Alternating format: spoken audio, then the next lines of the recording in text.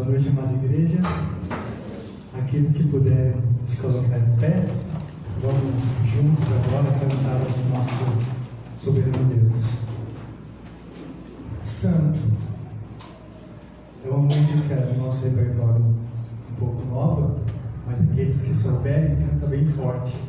Acompanhar a gente. Amém?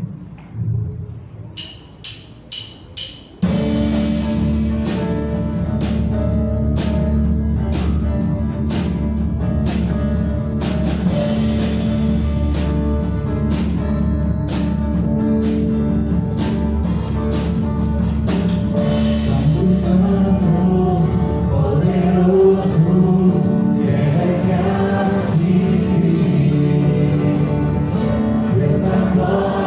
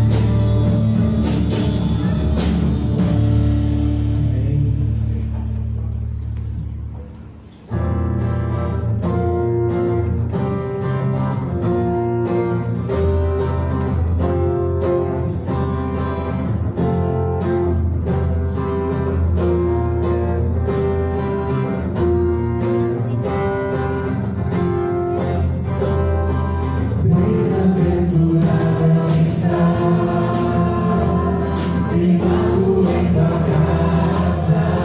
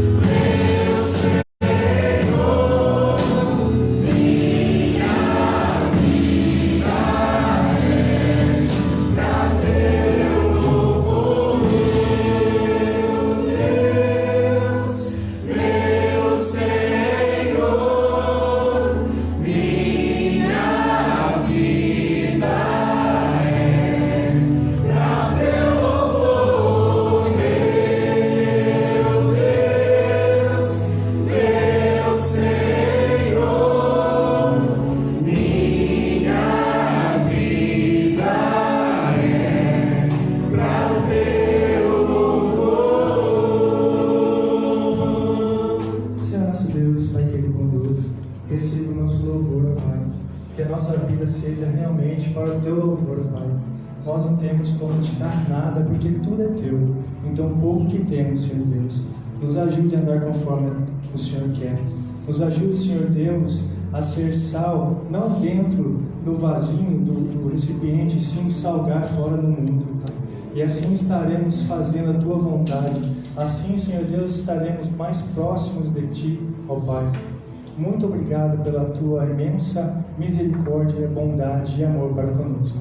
Muito obrigado, meu Deus. Em nome do Senhor Jesus. Amém. A igreja pode sentar.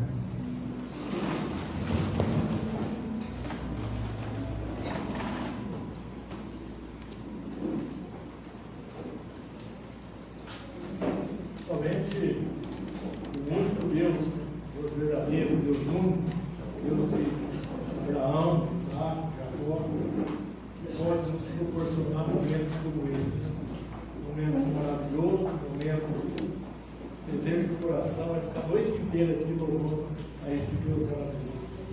Que Ele ricamente abençoa a vida dos amados irmãos, amigos, e que na continuação do culto Ele possa falar conosco através da palavra, que nós possamos voltar os nossos lares alegres, felizes, saber que o Deus que nós servimos é o único que tem nos abençoado todo dia de nossa vida.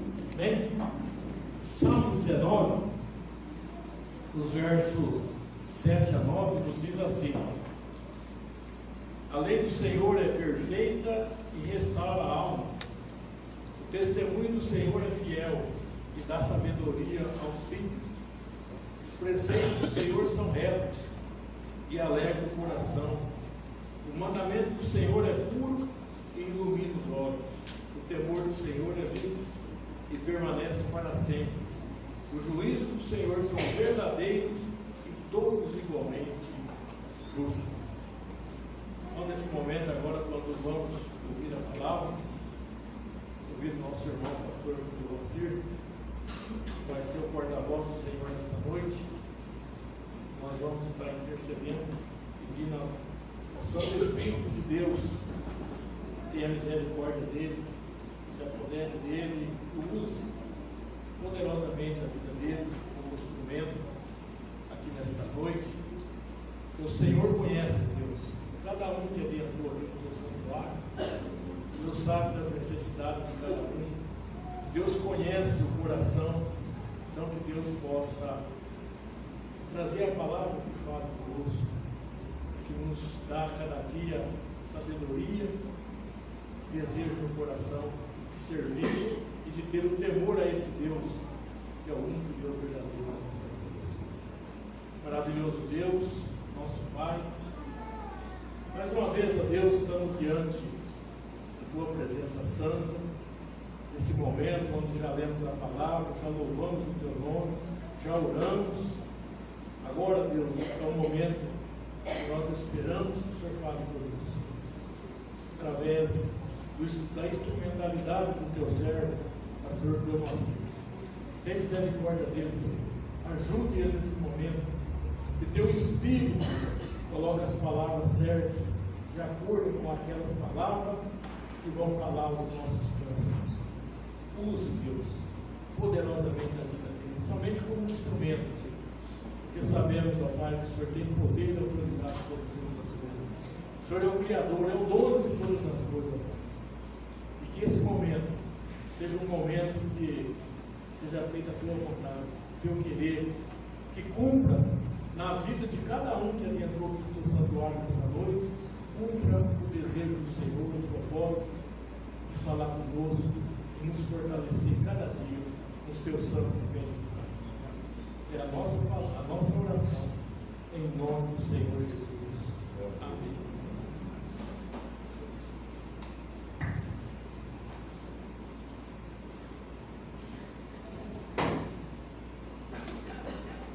Boa noite, igreja.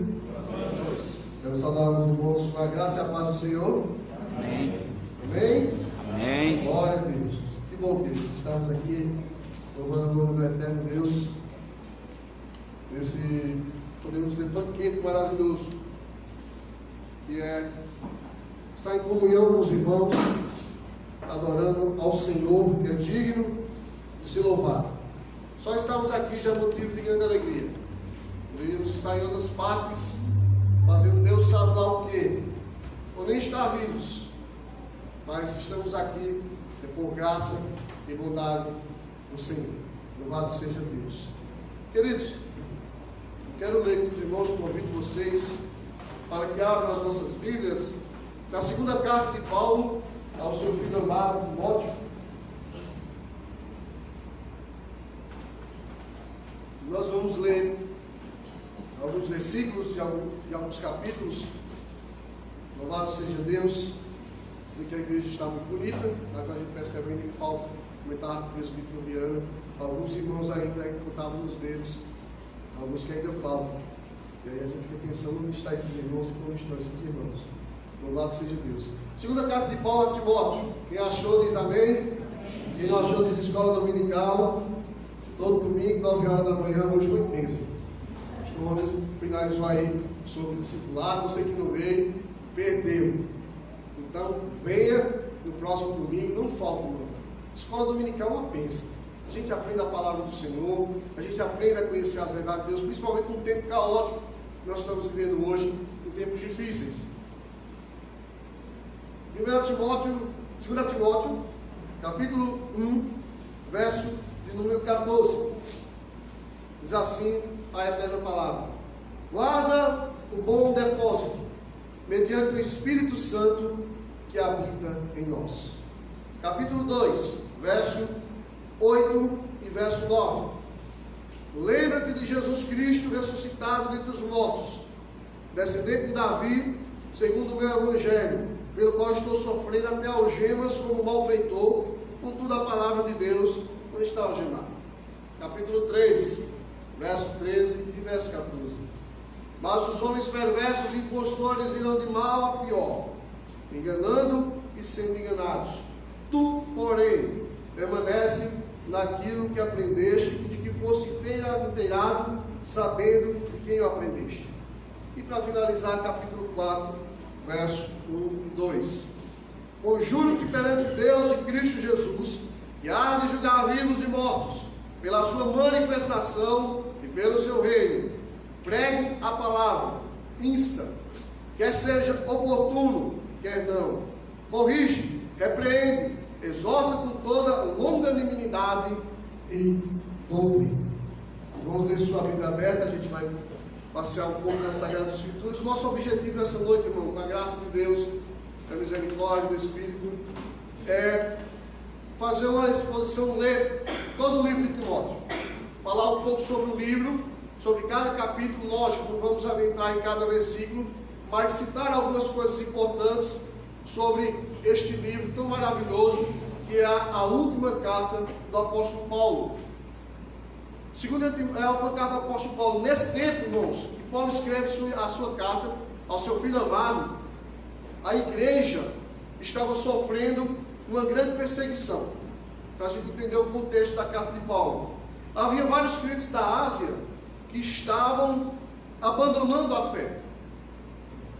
Paulo, o líder mais destacado da igreja, estava preso em uma masmorra escura, úmida, sem lugar, não se sabe o certo, alguns dizem Roma, mas convicto de que lá não sairia com vida.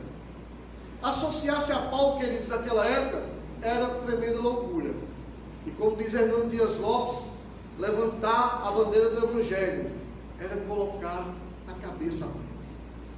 Além dessa situação de perseguição romana, havia falsos mestres que estavam assediando a igreja. E é nesse contexto que Paulo escreve sua carta. Interessante que não preocupado com a sua vida, mas preocupado com o Evangelho. Paulo está lá na prisão, sabendo o que está acontecendo, e ele não escreve essa carta fazendo um lamento, mas preocupado com o Evangelho, porque Paulo sabia que o Evangelho é mais importante do que o obreiro. O obreiro passa, mas o Evangelho permanece. E John Stott, irmãos, analisando esse livro, ele define os 4 pontos que nós vamos trabalhar, Da seguinte forma, capítulo 1, Paulo fala, guarda o Evangelho. Capítulo 2, sofre pelo Evangelho. Capítulo 3, persevera no Evangelho. E capítulo 4, proclama o Evangelho. E é nesse objetivo que nós queremos trazer essa palavra nessa noite. Primeiro ponto, Paulo começa a sua carta como de costume. Verso 1 e 2, Paulo começa fazendo aquela simples e boa saudação. Veja comigo. Paulo, apóstolo de Cristo Jesus, pela vontade de Deus, conforme a promessa da vida que está em Cristo Jesus. Ao amado filho Timóteo, graça, misericórdia e paz, da parte de Deus Pai e de Cristo Jesus, nosso Senhor. Isso era costumeiro de Paulo. Ele sempre faz essa saudação. E em seguida, ele traz, do verso 3 ao verso 7, uma oração de agradecimento e uma palavra de admoestação.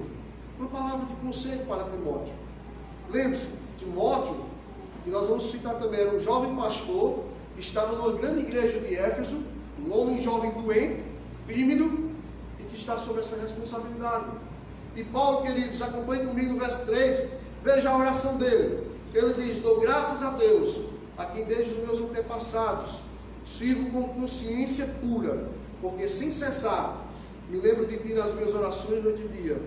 Lembrando das tuas lágrimas, estou ansioso por ver-te, para que eu transborde de alegria, pela recordação de guardar a tua fé sem fingimento, a mesma que primeiro habitou em tua avó Loide e em tua mãe Eunice. Estou certo de que habito em ti. Por esta razão, pois, admoesto que reavives o dom de Deus, que há em ti pela imposição das minhas mãos. Porque Deus não nos tem dado espírito de covardia, mas de poder, de amor e de moderação. Queridos, eu destaco esses dois versículos aqui que me chamam a atenção. Veja, falamos que Timóteo é um jovem que está numa grande igreja. E Paulo diz o seguinte, Timóteo, reavive o dom que há em ti.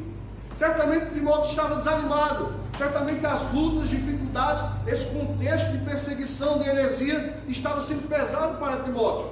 E agora Paulo diz para ele, reavives o dom.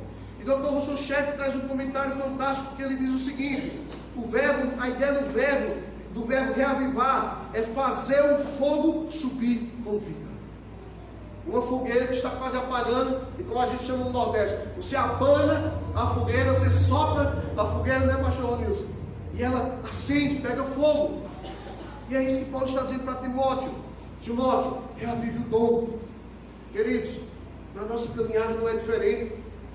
Quantas pessoas que começam bem a sua caminhada cristã, se envolvem com os trabalhos da igreja, começam a caminhar, é uma bênção, está todos os dias no culto, mas diante das situações, dificuldades, vai esfriando, vai desanimando, o culto começa a não ser mais prazeroso, ler a palavra já não é mais bom, mas eu quero dizer para você, nesta noite, o Espírito Santo trouxe você aqui para dizer, ei, reavive o dom de Deus na sua vida. Reavive, querido. Você tem dons. Você tem talentos dados por Deus. E o que te fez esfriar? O que te fez parar? Porque isso acontece. A gente sabe das lutas. E Paulo está dizendo, Timóteo, reavive o dom que é em ti, que foi o dom de Deus que é em ti, que foi imposto pelas minhas mãos, porque Deus não tem dado espírito de covardia. Deus não chama covardes. Lembra lá daquele texto lá, agora fugiu o nome do pregador, de Gideão dos 300, Gideão, covarde, manda embora. Nosso Deus lhe chamou, Ele lhe conhece, mas você precisa colocar fogo no seu coração. Você precisa deixar o Espírito Santo queimar seu coração, porque senão a gente vira religioso. É fácil falar da igreja romana, é fácil falar do espiritismo, da religião dos outros, mas muitas vezes nós somos meros religiosos. Nosso coração não queima, não há mais paixão por Jesus, não há mais amor por Cristo. Nosso pastor Ronilson, nesses dias que sempre tem pregado, ele sempre tem feito isso, tem esse sentimento que brota na alma de queimar por Cristo, de ler a palavra de Deus e sentir o Senhor falando com você. Mas o tempo passa e a gente lê a Bíblia como um livro qualquer. E as nossas orações são frias e mortas. São orações vãs, repetições, são rezas. Mas Paulo diz: Timóteo, reavive. Veja que Paulo não está condenando Timóteo, porque ele sabe que Timóteo estava sofrendo, como eu e você passamos luta. Eu tenho minhas dificuldades, muitas vezes eu desanimado a orar, e o céu parece tenebroso. Mas graças a Deus que o Senhor sempre vem e nos aquece o coração. Então, queridos, aqueça seu coração. Veja onde você caiu, onde você custou em pecado. Mas lembra do machado de Eliseu? Aquela história lá de Eliseu, que o jovem vai, os discípulos chegam e dizem: Eliseu, o lugar que nós estamos é pequeno. Precisamos ampliar as tendas, a escola dos profetas. E alguém pega um machado emprestado e vai trabalhar, e ele pega aquela ferramenta. E aí ele fica exclamando: ai, meu senhor, emprestado. Eliseu diz: onde caiu? Ele vai lá, olha onde caiu o machado, e Eliseu restaura. Onde foi que você parou? Por que você parou? O que te fez amortecer este dom que Deus te deu? Dons são para ser trabalhados, dons são para ser usados. Então não deixe, querido, que as circunstâncias esfriem seu coração. Paulo continua, queridos, no texto, capítulo 8 a 14.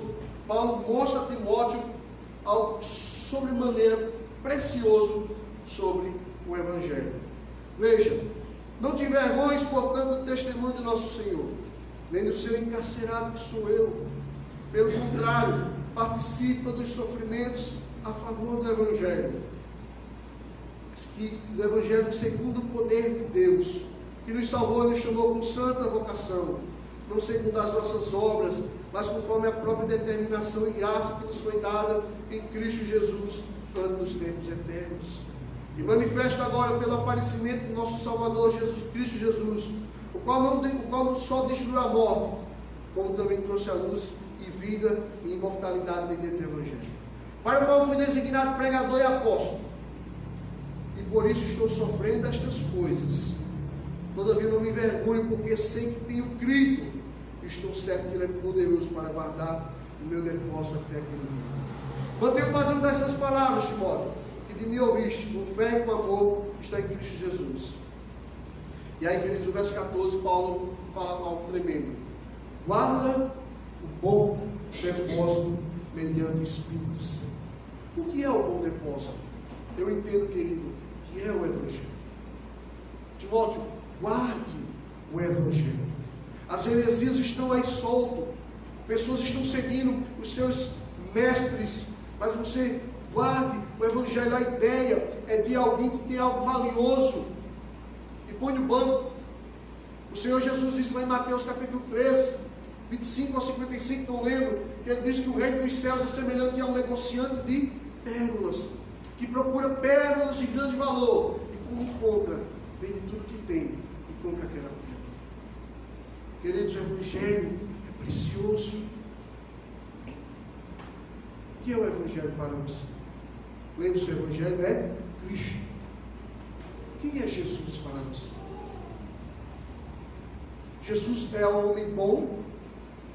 Jesus é um homem que tem uma filosofia de vida? É um homem que traz práticas de autoajuda? Ou ele é o Cristo, Deus encarnado, Emmanuel, que se fez carne e habitou entre nós? Qual é o valor que você tem dado ao Evangelho? Não é só pegar a Bíblia, querido, e trazer para a igreja, mas é ter essa palavra como algo precioso, como nossos irmãos das igrejas perseguidas nas janelas 1040 estão morrendo por causa desse Evangelho. Morrendo, dando vida por causa disso. E Paulo diz: Timóteo, guarde esse bom depósito. Ele é precioso, o Evangelho é precioso demais. E muitas vezes, querido, a gente não valoriza ele. E no verso 15 a 18, Paulo finaliza o primeiro capítulo falando, nós vamos ler, para ganhar tempo, sobre algumas pessoas que o abandonaram. E aí sobre a casa de Onesíforo, que foi fiel. Mas você vê, irmão, o fato de não guardar o Evangelho, as perseguições, as lutas, esfriaram o coração daquele povo. Eles pararam de ter comunhão, abandonaram a fé que um dia abraçaram.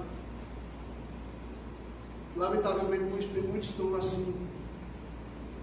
Eu gosto muito de comparar a igreja presbiteriana com naquela parábola das 10 dracmas. A mulher perde a dracma onde? Dentro de casa. Lamentavelmente, você vê 10 dracmas, uma se perdeu. Muitos, lamentavelmente, 10% de muitos da igreja estão perdidos dentro de casa. Se você fazer uma comparação, uma alegoria, estão perdidos ali. Então que eles guardem o Evangelho, reavive o dom de Timóteo. E no capítulo 2, após mostrar sobre esse guardar o Evangelho, Paulo agora que ele passa a desafiar Timóteo a sofrer pelo Evangelho. Interessante é que ele vai fazer, queridos, trazendo vários exemplos para Timóteo. Ele vai mostrando a Timóteo como deve proceder. E o primeiro, do capítulo 2, veja comigo, ele começa a chamar, ele dá um exemplo de mordomo. Ele começa a exortar Timóteo e ele usa esse exemplo. Veja 1 e 2. Tu, pois, meu filho, fortifica-te na graça que há em Cristo Jesus. E o que da minha parte ouviste através de muitas testemunhas, isso transmite a homens fiéis e também idôneos para transmitir a outros. Veja, Timóteo está desanimado, mas Paulo está dizendo o quê? Olha novamente a instrução de Paulo: fortifica-te na graça. Fortifique-se na graça de Deus. Irmãos, líderes, diáconos, pastores, presbíteros, querido, não é pelo nosso intelecto, não é pela nossa dinâmica, não é porque a gente sabe ser um bom líder, não é pelas nossas ideias que tudo vai dar certo. A obra de Deus caminha e é triunfante quando Cristo está na frente dela. Paulo está dizendo: Timóteo, fortifique-se na graça. O seu sucesso, Timóteo, não vai depender de você. O seu sucesso depende de Deus. Então, fortifique o seu coração na graça do Senhor. Lamentavelmente, a gente muitas vezes acha que nós somos o bambambam, acha que as coisas acontecem por nós. O diabo tem colocado isso muitas vezes no coração. E Paulo diz: olha, Timóteo, você é simplesmente um mordomo. Então fortaleça e transmita esse Evangelho. Não fique com você.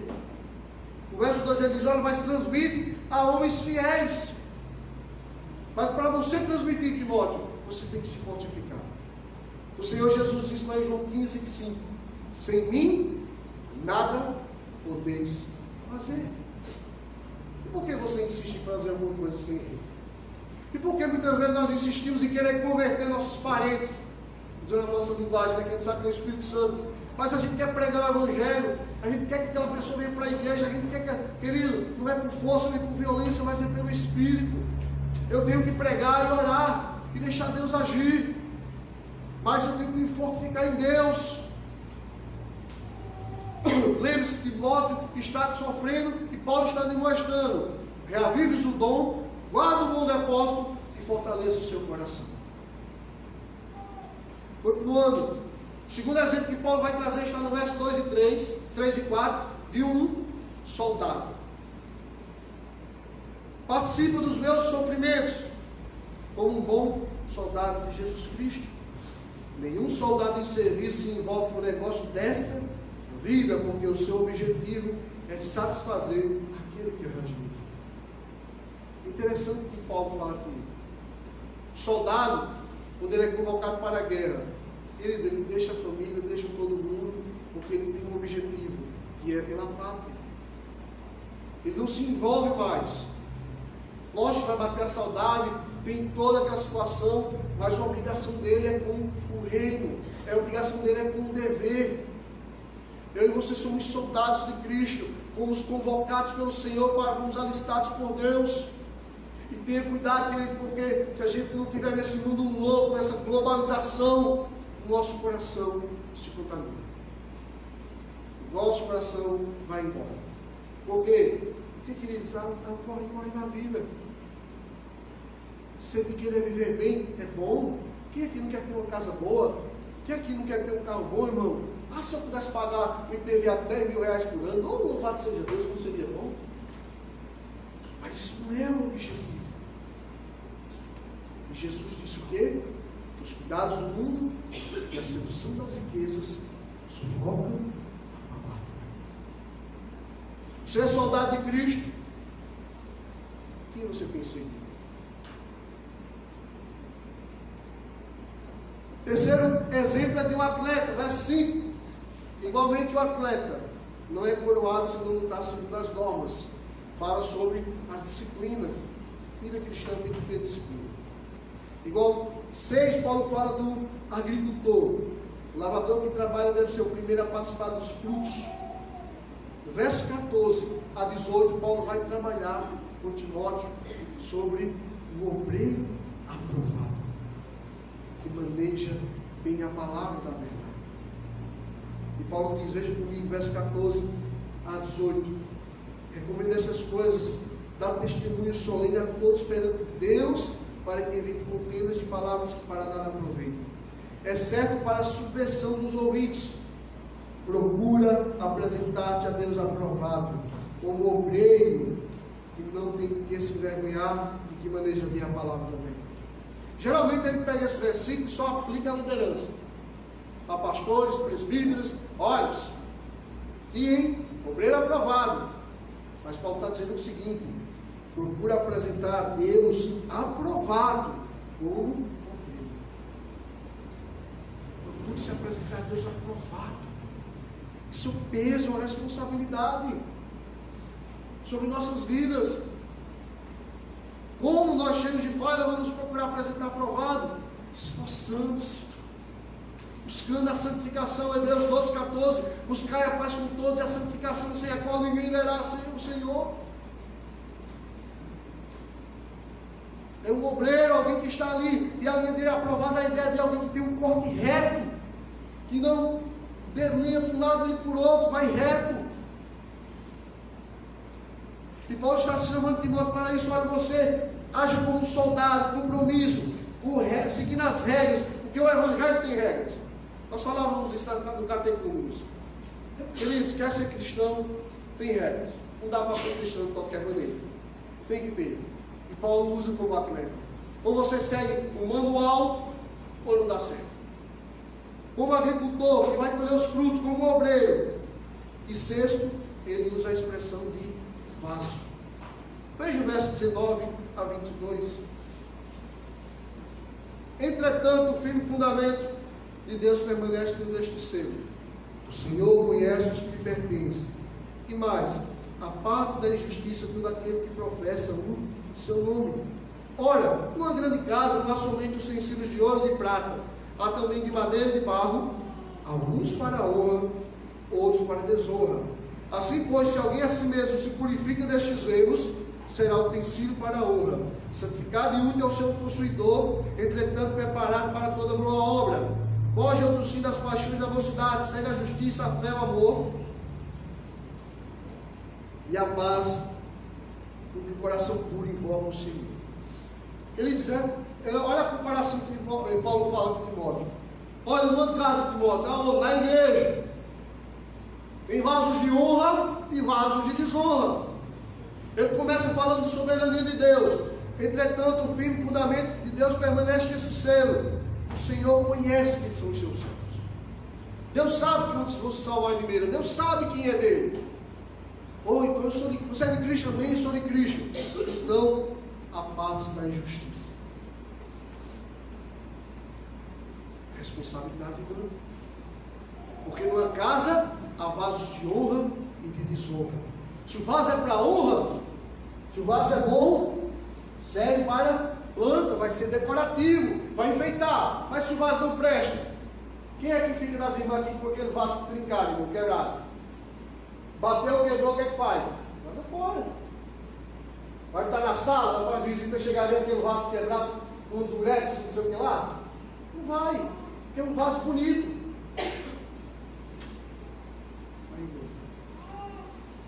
Que vaso eu sou, que vaso você é. Veja o que Paulo está dizendo, na igreja desonra. E ele não fica apontando lá, irmão, seria muito bom se Deus desse o livro da vida para o pastor, quem são os crentes, quem não é, quem é joio e quem era trigo. Se ele desse para mim, a primeira coisa que eu ia fazer, irmão, era olhar meu nome. Opa, deixa eu olhar aqui, agora vou olhar minha família, tá, os meus. Mas não, nós não sabemos quem é joio e quem é trigo. Eu preciso ser trigo. Eu preciso ser vaso de honra. E como é que eu sou vaso de honra? Paulo vai dizer, olha, a parte da injustiça todo aquele que professa o nome do Senhor. Por quê, irmão? Porque hoje em dia a gente tem vivido esse evangelho em igrejas de pessoas que estão no culto, estão ali levantando as mãos, pulando ou chorando na igreja. Mas fora da igreja, a vida é igual a qualquer outro. É o ateísmo cristão. Vive como se Cristo não voltasse. E Paulo diz em Efésios capítulo 1, verso 4, Ele nos elegeu nele antes da fundação do mundo, para vivermos irrepreensíveis em santidade e amor. Ele nos elegeu nele antes da fundação do mundo para vivermos de qualquer maneira, bagunçando, porque nós somos salvos, então não tem compromisso, o negócio é viver o oba, aproveitar a vida. Paulo diz, não, santidade. Há vasos de modo de honra e de desonra. E eu e você precisamos ser vasos de honra. Precisamos olhar constantemente, querido. Eu não estou pregando aqui para você que eu sou um santarrão. Pelo amor de Deus, eu me olho no espelho e eu digo, Jesus, se eu fosse o Senhor não me salvava, porque eu não sou ruim demais. E o Senhor me escolheu. Mas o que eu estou mostrando, querido, é que a Bíblia exige padrões para mim e para você.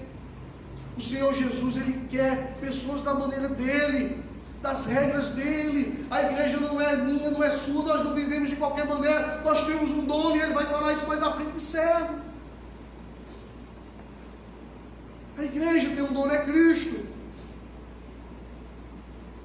Você foi comprado, Pedro diz, não foste comprado com prata, ou ouro, ou coisas corruptíveis, mas com o precioso sangue de Jesus.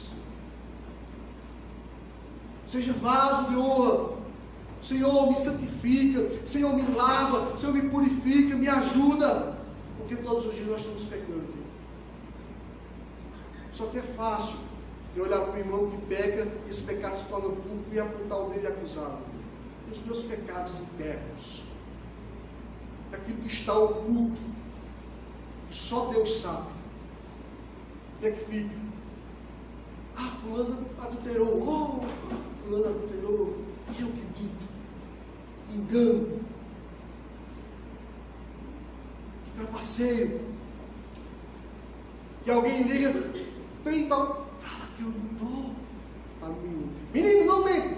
Aí alguém liga, seu pai está aí, fala que eu não estou. É assim? Quando abrir o confessionário, deixa quieto. Deixa quieto. Vasos de honra. Segundo, exceto o exemplo que Paulo chama de servo, verso 23 a 26, fechando o capítulo, ele diz, olha, repela as questões insensatas, pois sábios que se agrega, pois sábios que só engendram contendas. Ora, é necessário que o servo do Senhor não viva a contender, e sim deve ser brando para com todos, apto para instruir e para ser ciente. Queridos, servo aqui no grego é doulos. Doulos é escravo. Paulo diz, você é servo, você é escravo. Escravo não faz o que quer. Escravo faz o que o seu Senhor. Queridos, no terceiro capítulo, John Stott vai trabalhar com o seguinte tema que Paulo está trazendo para a igreja. Timóteo, persevera no Evangelho. Timóteo, guarda o Evangelho. Guarda esse Evangelho. Timóteo, sofre pelo Evangelho. Timóteo, persevera no Evangelho. Porque muitos podem até sofrer, mas param. E Paulo começa a mostrar, queridos, interessante é as dificuldades que haveriam para Timóteo. Veja comigo o verso 1. Sabes, porém, isto: nos últimos dias sobrevirão tempos difíceis. Paulo não está falando simplesmente escatologicamente aqui para Timóteo. Ele está dizendo: Timóteo, olha, daqui a 10, daqui a 200 anos, daqui a 2.000 anos, daqui a 10.000 anos a igreja vai sofrer. Não, Paulo está alertando Timóteo para aqueles dias e serve para nós. Sobrevirão tempos difíceis. E Paulo vai falar dos falsos mestres. E qual é a ação dos falsos mestres? São pessoas que têm conduta imoral, que têm uma falsa religiosidade, verso 5, e que buscam seus seguidores, versos 6 a 9. Então Paulo diz: olha, Timóteo, sabe que haverão homens egoístas e avarentos. E aqui Paulo dá uma lista de mais ou menos de 19 características desses falsos profetas. Agora eu pergunto a você, querido, se há 2.000 anos atrás Paulo já estava alertando a igreja, imagina no dia de hoje. Só que o Dr. Russell Shedd, ele traz uma visão diferente. O Dr. Russell Shedd, quando ele vai trabalhar o capítulo 3 de Timóteo, ele não diz que haverá homens lá fora. Ele diz: Timóteo, haverá homens lá dentro. Haverá homens assim, egoístas, avarentos. Passa por uma cena, passa um domingo, vem para a igreja, você tem umas palavras dessas, mas querido, é a realidade dos nossos dias. O amor está esfriando. Você vai no momento presbiteriano falando coisa muito séria. Irmão, estamos vivendo o fim dos tempos. E muitas vezes, como igreja, a gente não está muito preocupado. Você está preocupado com o arrebatamento da igreja? Sabe o que é o arrebatamento da igreja? Você anseia pelo arrebatamento da igreja? Se você não tiver isso no seu coração, querido, está preocupando. E a gente não tem mais isso, irmão. Olha, irmão, Jesus vai voltar. Tem a faculdade, tem aquele sonho para realizar, tem aquele casamento. Sabe, Jesus, demora mais um pouquinho para me casar, demora mais um pouquinho para eu ver meu neto. Sabe, irmão, parece que a gente não quer sair desse mundo. E Paulo diz: olha, haverá tempos difíceis em que não ouvirão essa doutrina. Olha, Timóteo, cuidado, porque haverá isso. Aí agora no verso 10 a 12, ele fala como Timóteo precisa ser diferente desses falsos mestres. Veja comigo, querido, leia comigo. Tu, porém, veja, verso 1 a 9, Paulo fala de características dos falsos mestres: egoístas, atrevidos, caluniadores, implacáveis. Quando ele olha para Timóteo, ele diz: tu, porém, seja diferente. Tu, porém, tens seguido de perto meu ensino, procedimento, propósito, fé, longanimidade, amor e perseverança. Verso 12: ora, todos quantos querem viver piedosamente em Cristo serão perseguidos. Timóteo, seja diferente. Os falsos mestres estão caindo no meio do mundo, mas você tem a obrigação de ser diferente.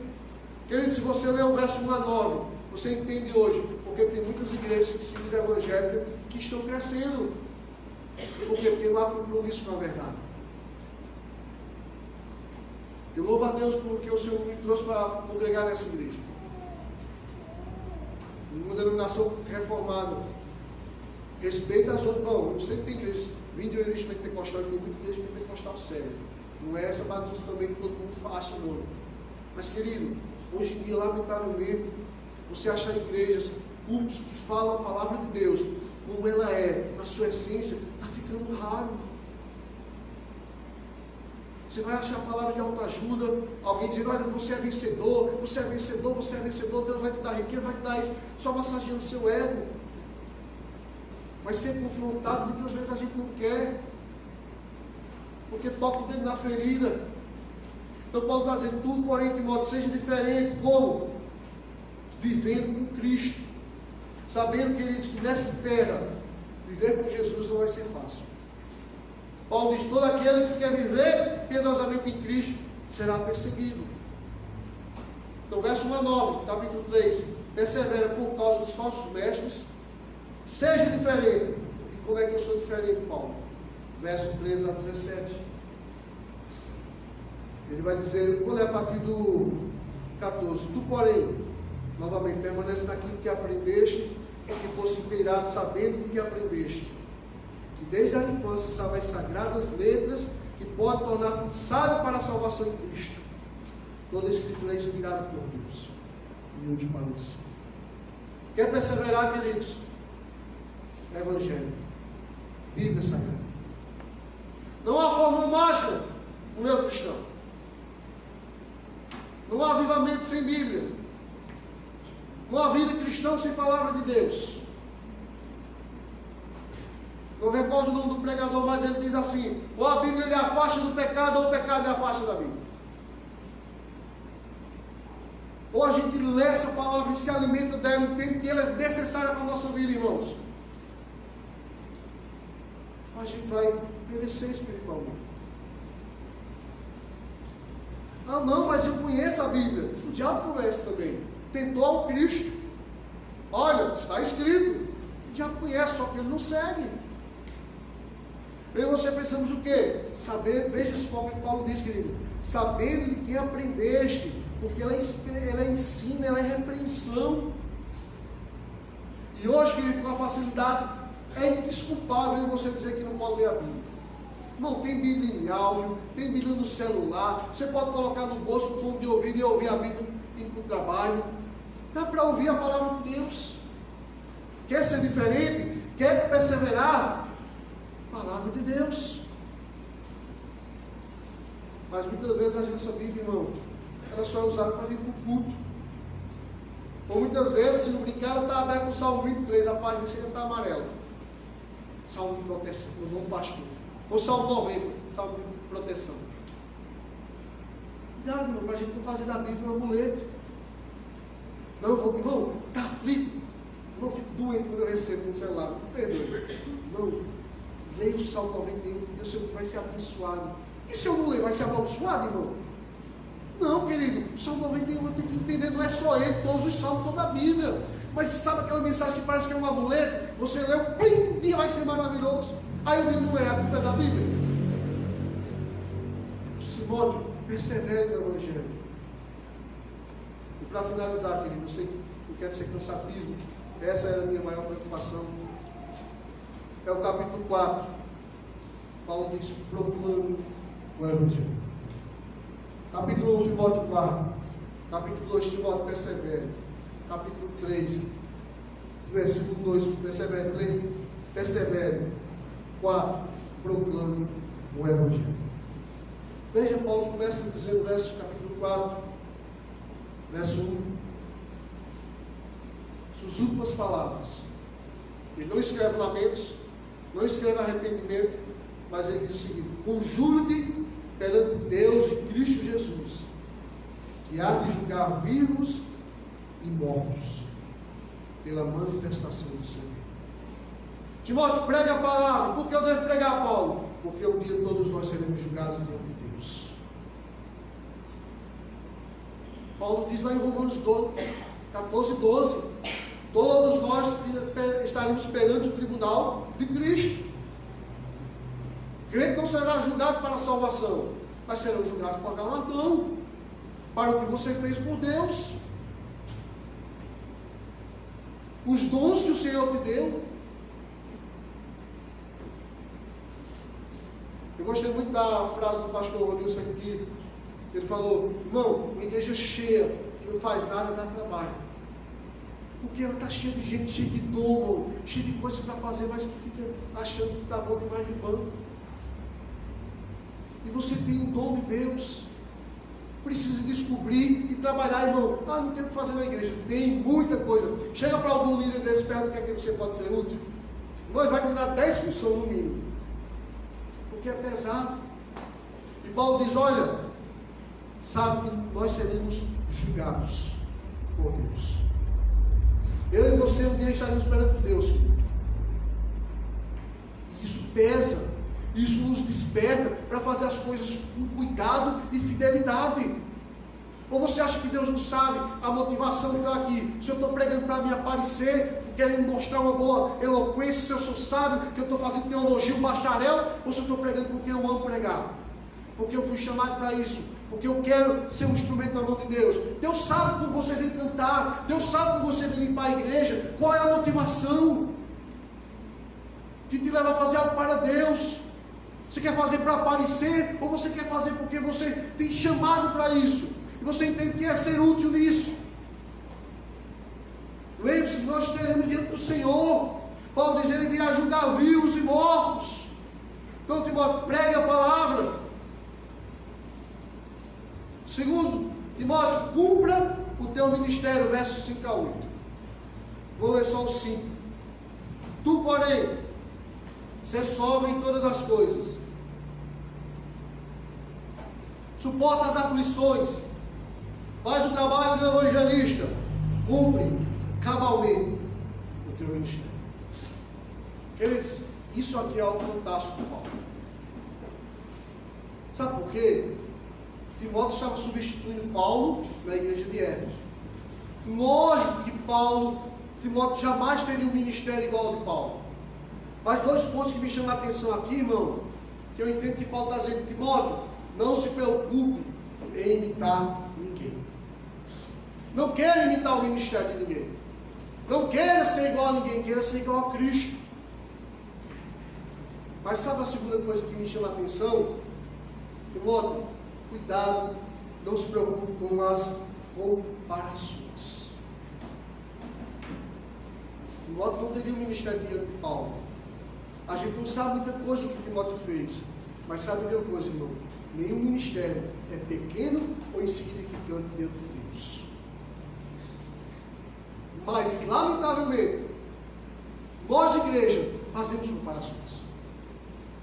Pastor Sandro, louvado seja Deus, completou 10 anos aqui. Que o Senhor conceda 10, 20, 30, que ele seja jubilado aqui. Mas se um dia o Senhor levar ele para outro local, sua família para outra obra, e o pastor que vier, irmão, se a gente não tiver cuidado, a gente mata o outro pastor. Por quê? Porque o pastor Sandro não pregava assim. Porque o pastor Sandro não agia assim. Queridos, a comparação mata. Cuidado para você não comparar.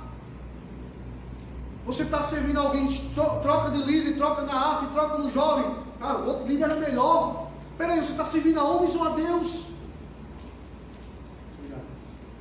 Paulo está dizendo: olha, cumpra o seu ministério, cumpra aquilo que você foi chamado. Não se compare com os outros e não faça comparação dos outros. Eu digo isso, irmão, porque eu e minha esposa, a gente sentiu na pele isso. Quando nós estivemos lá no sertão. E depois, na igreja, depois de um ano, o irmão chegou para mim e disse: olha, pastor, hoje eu consigo aceitar o senhor aqui na igreja. Tomei um susto.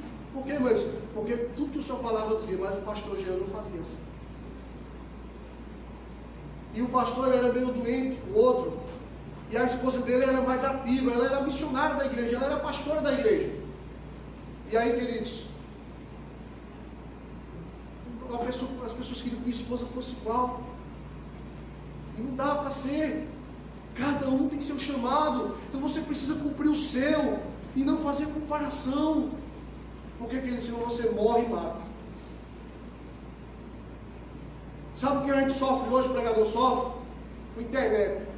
O cara assiste Augusto Nicodemo, assiste Hernandes, assiste Paul Walsh, assiste John Piper, assiste Paulo Júnior, aí vem na igreja e diz: olha, não prega tão igual ao outro. E daí, meu irmão? Ele está pregando Cristo? Tá, então louvado seja Deus. Se você ler Josué capítulo 1, lá no verso 17, quando o povo se reúne com Josué, diz: Josué, como em tudo obedecemos a Moisés, assim obedeceremos a ti. Tão somente seja o Senhor teu Deus contigo. O povo não estava reclamando: Josué, você não é Moisés. Josué, nós não queremos você como líder. Não, Josué, Deus é na sua vida, vamos embora. Estamos aqui para seguir em frente. Porque senão a gente idolatra homens. A gente idolatra pastores. A gente idolatra cantores. A gente idolatra teólogos. Então Paulo diz: Timóteo, cumpra o seu ministério. Ah, pastor, mas não é tão visado. Não, o que eu acho fantástico é que você vai ver lá no Velho Testamento profetas que só deram uma profecia. E é anônimo, ninguém sabe o nome. Ele foi lá e deu aquela profecia e nunca mais. Irmão, portanto, não é o tempo do ministério, mas a fidelidade dele. Portanto, não é quanto tempo você está fazendo, mas é a fidelidade em fazer, em cumprir o seu chamado. Cumpra o que Deus te chamou para fazer aqui dentro dessa igreja. Cumpra o que te chamou para você fazer no reino de Deus. Se Deus me deu o dom de cantar, cante. De pregar, pregue. De ser consolo, console. De ser governo, governe. Mas cumpra o seu ministério. E para finalizar, ele diz: Timóteo, seja diligente e fiel. Está no verso 20, no verso 9 ao verso 22. Paulo diz: procura vir ter comigo depressa. Demas me abandonou no ano presente século.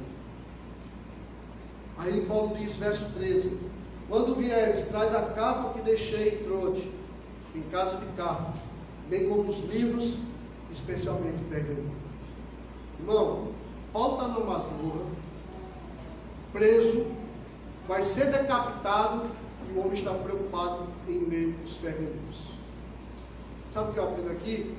Quando você estiver em aflição, querendo bater uma depressão, leia a palavra de Deus. Alimente a sua alma com a palavra de Deus. Timóteo, procure vir ter comigo depressa. Outra lição que eu aprendo aqui, irmão: procure se relacionar com amigos verdadeiros, com pessoas de Deus que se importam com você. Veja, Paulo faz uma lista: Demas me abandonou no ano presente século, e foi para Tessalônica, Crescente para a Galácia, Tito para a Dalmácia. Timóteo, vem estar comigo. Traz Marcos. Paulo queria estar junto de pessoas queridas. Meu irmão, dentro das aflições, nunca se isole. Procure homens e mulheres de Deus para você orar. Procure pessoas para você se relacionar. Leia a palavra, porque você não é crente sozinho. E Paulo está instruindo Timóteo nisso. Olha, Timóteo, aplique seu coração. Venha comigo, seja fiel. Finalizar, queridos. Algumas verdades que podemos aplicar ao nosso coração. Primeiro, valorize o Evangelho, pois ele é o poder de Deus para a transformação. Segundo, saiba que seguir a Cristo é ir contra os padrões deste mundo. É contra as regras deste mundo.